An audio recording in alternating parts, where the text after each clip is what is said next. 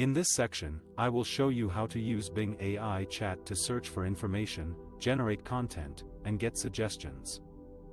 Bing AI Chat is a new feature that lets you interact with Bing in a natural and conversational way, using the power of GPT-4, a state-of-the-art language model developed by OpenAI. With Bing AI Chat, you can ask questions, get answers, create content, and discover more things on the web.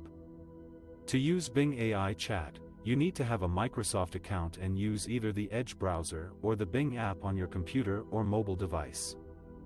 You can also access Bing AI Chat from any browser by going to bing.com/create.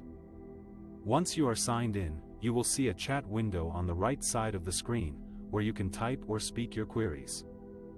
You can also click on the microphone icon to use voice input. Bing AI Chat will respond to your queries in a friendly and helpful manner, and show you relevant web results, images, videos, and other information.